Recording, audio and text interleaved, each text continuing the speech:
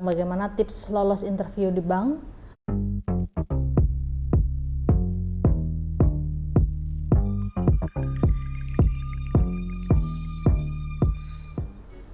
Halo semuanya, Assalamualaikum warahmatullahi wabarakatuh. Berjumpa lagi dengan saya kawan-kawannya. Semoga kawan-kawan masih dalam keadaan sehat walafiat, dijauhkan dari segala mara bahaya penyakit di kondisi Indonesia yang seperti ini. Baik, saya sudah banyak sekali membahas tentang dunia perbankan ya. Mungkin dari teman-teman juga banyak pertanyaan yang masuk kepada saya, namun saya baru sempat untuk mengupdate informasi.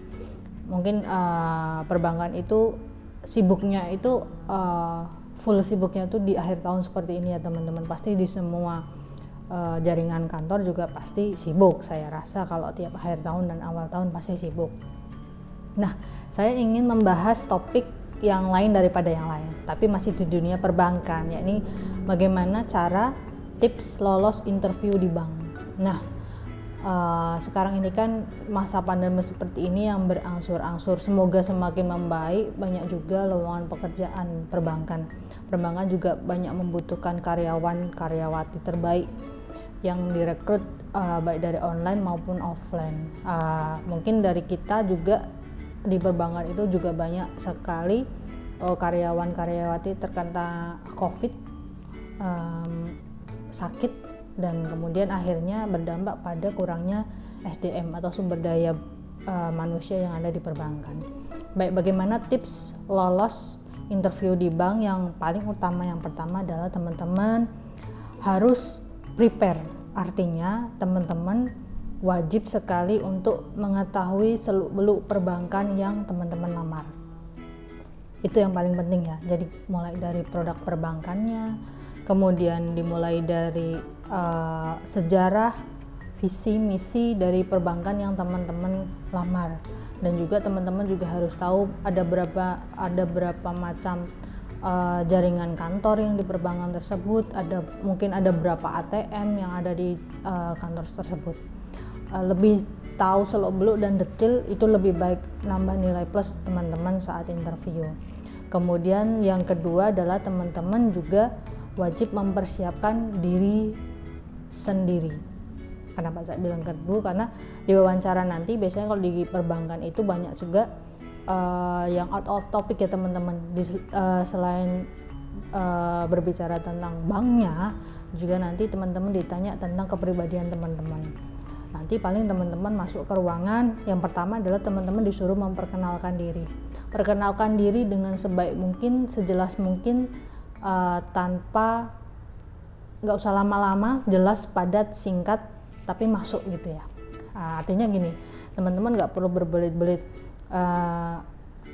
Misalnya saya sebelumnya di perusahaan ini bekerja sebagai ini, pulang jam segini, berangkat jam segini, itu nggak perlu. Jadi teman-teman cukup perkenalkan diri, nama lengkap, nama panggilan, tempat tanggal lahir, kemudian sebelumnya bekerja di mana. Nah, dari situ nanti biasanya pewawancara di bank itu HRD atau human capitalnya itu akan mengorek lebih jauh. Lah, mengorek lebih jauhnya biasanya itu di pengalaman sebelumnya.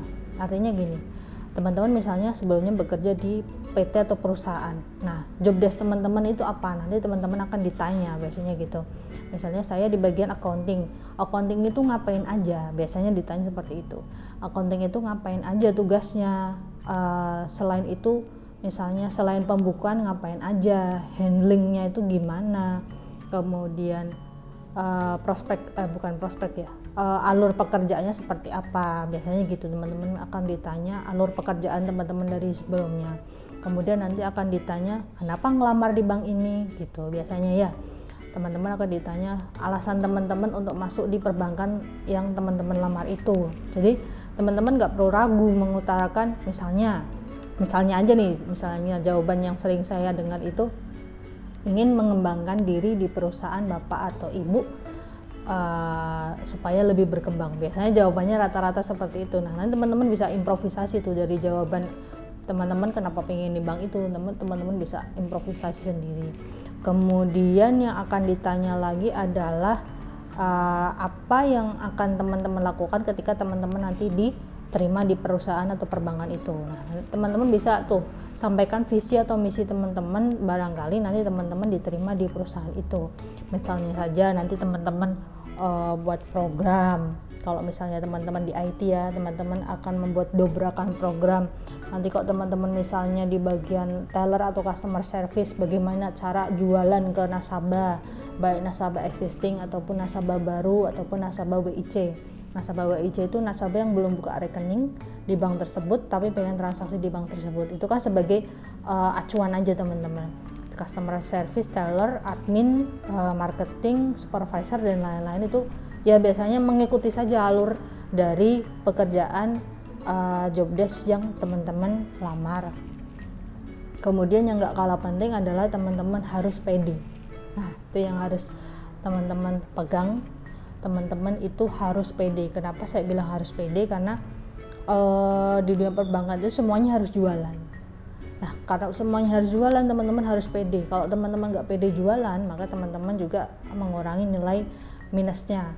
Nilai minusnya teman-teman yang nggak bisa jualan, cuma bisa administrasi aja. Jadi teman-teman harus bisa mengeksplor diri teman-teman di lembaga perbankan tersebut yang teman-teman lamar.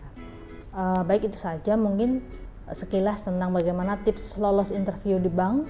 Semoga bisa bermanfaat bagi teman-teman yang akan melamar pekerjaan di perbankan. Saya doakan semoga teman-teman diberikan kelancaran saat interview dan diloloskan interview sehingga bisa bekerja kembali. Baik, itu saja, semoga bermanfaat. Saya akhiri. Assalamualaikum warahmatullahi wabarakatuh. Tetap semangat.